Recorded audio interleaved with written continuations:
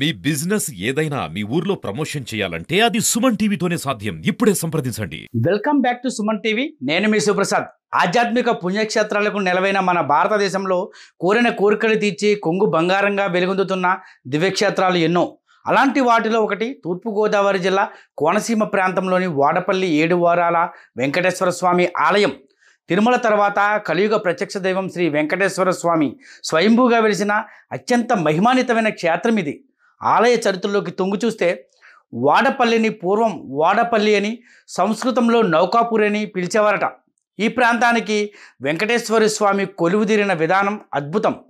పురాణాల ప్రకారం కలియుగంలో మానవాళిని ధర్మ మార్గంలో నడిపించేందుకు, పాపాలను ప్రక్షాళన చేసేందుకు సాక్షాత్తు శ్రీమన్నారాయణుడే ఎర్రచందన రూపుడిగా పచ్చని కోనసీమ గడ్డపై వెలిశాడు.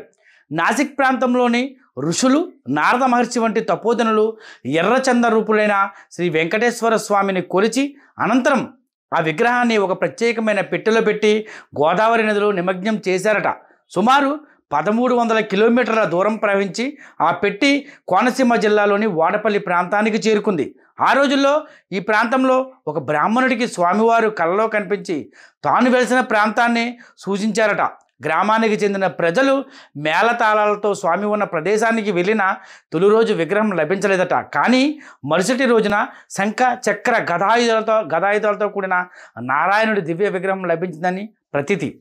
నాటి నుండి ఈ క్షేత్రం దినదినాభివృద్ధి చెందుతూ వస్తుంది. వాడపల్లి వెంకటేశ్వర స్వామిని 7 వారాల వెంకన్న స్వామిగా కొలుస్తారు. దీని వెనుక ఒక బలమైన నమ్మకమే ఉందని చెప్పుకోవచ్చు. వరుసగా 7 శనివారాలు క్రమం తప్పకుండా స్వామివారిని దర్శించి ప్రదక్షిణలు చేస్తే కోరిన కోర్కెలు తీరుతాయని, శనిదోషాలు తొలగిపోతాయని భక్తులు ప్రగాఢంగా విశ్వసిస్తారు. అందుకే ప్రతి శనివారం ఇక్కడ లక్షలాది మంది భక్తులు స్వామివారి దర్శనం కోసం పోటెత్తుతున్నారు. తెల్లవారుజాము నుండే ఆలయంలో బారులు తీరి 7 ప్రదక్షిణలు చేసి స్వామివారి అనుగ్రహం పొందుతారు. ఇది కేవలం కోనసీమ నుంచే కాదు, తెలుగు రాష్ట్రాల నలుమూల నుంచే కాకుండా ఇతర దేశాల నుండి కూడా భక్తులు వచ్చి స్వామివారిని దర్శించుకుంటూ ఉంటారు. తిరుపతి తర్వాత అంతటి వైభవం, భక్తుల రద్దీ వాడపల్లి వెంకటేశ్వర స్వామికే దక్కుతుంది.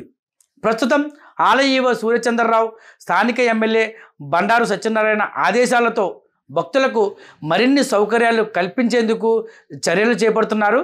సుమారు 10 కోట్లతో ఒకలమాత అన్నదాన భవన నిర్మాణం శరవేగంగా జరుగుతూ ఉండగా ఆ తిరుమల తరహాలో డార్మెంటరీ గదులు, అలాగే పార్కింగు, ఇతర మౌలిక సదుపాయాలు కల్పించేందుకు ప్రణాళికలు రూపొందిస్తున్నారు. దాతలు కూడా ఈ ఆలయ అభివృద్ధికి పెద్ద ఎత్తున సహకరిస్తున్నారు. పచ్చని కోనసీమ మధ్య ఆహ్లాదకరమైన వాతావరణంలో కొలువై ఉన్న ఈ వాడపల్లి వెంకటేశ్వర స్వామి ఆలయం ఆధ్యాత్మికతకు ఆనందంతో పాటు మానసిక ప్రశాంతతను కూడా ప్రసాదిస్తుంది. 7 వారాల వెంకన్నను దర్శించి ఆయన కరుణా కటాక్షాలు పొందాలని కోరుకుంటూ ఈ దివ్యక్షేత్రాన్ని దర్శించిన ప్రతి ఒక్కరికి శుభాలు కలగాలని ఆకాంక్షిస్తూ మీ సుమన్ టీవీ. ఓం నమో వెంకటేశాయ. శ్రీభూసమేత శ్రీ వెంకటేశ్వర స్వామివారి దేవస్థానం, కోనసీమ జిల్లా ఆత్రేయపురం మండలం వాడపల్లి క్షేత్రం. ఈ రోజు శనివారం కావడం చేత భక్త మహాశులందరూ కూడా ఉదయం నుంచి కూడా విశేషంగా దర్శనాల్లో పాల్గొనడం జరిగింది. స్వామివారికి ఉదయం తెల్లవారుజామున సుప్రభాత సేవ, ఐశ్వర్యలక్ష్మి హోమం, అర్చనాది కార్యక్రమాలు, బాలభోగం మొదలగు కార్యక్రమాలన్నీ కూడా పూర్తి చేసుకున్న తర్వాత నుంచి దర్శనాలు ప్రారంభించడం జరిగింది. అప్పటి నుంచి ఇప్పటి వరకు కూడా అశేషమైన భక్త జనావళి స్వామివారిని దర్శించుకున్నారు.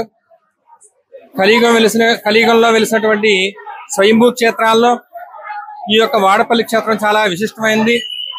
స్వామి ఈ కలియుగంలో జనుల యొక్క పాపభారాన్ని తగ్గించడానికై ఎర్రచందన స్వరూపుడై ఈ క్షేత్రంలో అవతరించడం జరిగింది. కాబట్టి భక్త మహాశులందరూ కూడా ప్రతి ఒక్కరూ కూడా ఈ స్వామివారిని దర్శించుకుని తరించవలసిందిగా కోరుతున్నాం. శ్రీ భూసమేత శ్రీ వెంకటేశ్వర స్వామివారి దివ్యక్షేత్రం, కోనసీమ జిల్లా ఆత్రేయపురం మండలం వాడపల్లి క్షేత్రం. 7 శనివారాల వెంకన్న దర్శనం, 7 జన్మల పుణ్యబలం.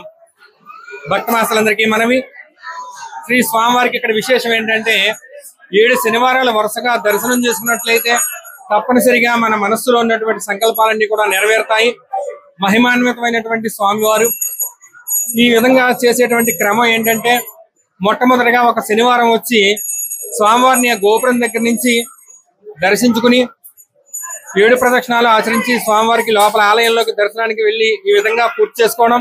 ఇదే విధంగా 7 వారాలు కూడా 7 ప్రదక్షిణలతో స్వామివారిని దర్శించుకున్న తర్వాత 7 శనివారం తదనంతరం ఈ యొక్క ఆదివారం నుంచి శుక్రవారం వరకు కూడా స్వామివారికి అష్టోత్తరం పూజా కార్యక్రమం లేదా కళ్యాణోత్సవం కార్యక్రమాలు నిర్వహించబడతాయి. కాబట్టి 7 శనివారాల దర్శనం పూర్తయిన తర్వాత విడి రోజుల్లో ఈ ఆదివారం నుంచి శుక్రవారం వరకు కూడా భక్తమాశైలు ఈ యొక్క స్వామివారికి అష్టోత్తరం పూజా కార్యక్రమం కానీ కళ్యాణం కార్యక్రమం కానీ చేయించుకున్నట్లయితే 7 శనివారాల ఈ యొక్క దర్శన ఫలం తప్పనిసరిగా అందుతుంది.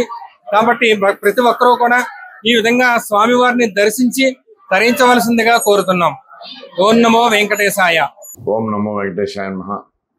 ఆత్రేయపురం మండలం వాడపల్లి గ్రామంలో వేయించేస్తున్న చందన స్వరూపుడు కలియుగ దైవం శ్రీ వెంకటేశ్వర స్వామి వారి సన్నిధిలో ఈ రోజున భక్తులు వేకుజాము నుంచి కూడా శనివారం సందర్భంగా మరి గోదావరి స్నానం ఆచరించి మొక్కుబళ్ళు తెచ్చుకుని వారి అభీష్టం మేరకు ఆయా క్యూ లైన్స్లో మరి స్వామివారిని దర్శించుకోవడం జరుగుతుంది. వీరందరికీ కూడా ఉచిత ప్రసాదం ఏర్పాటు చేసాం.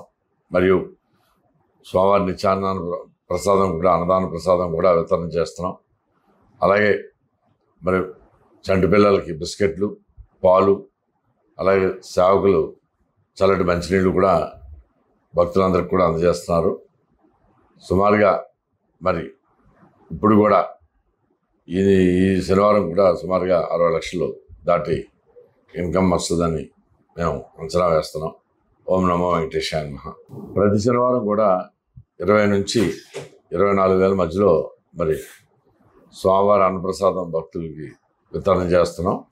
మరి ఈ భక్తులు చేయడానికి వీలుగా మరి మనం తాత్కాలిక షెడ్ మాత్రమే ఇక్కడ ఏర్పాటు చేసి అందులోనే ఈ భోజన వసతి ఏర్పాటు చేస్తున్నాం.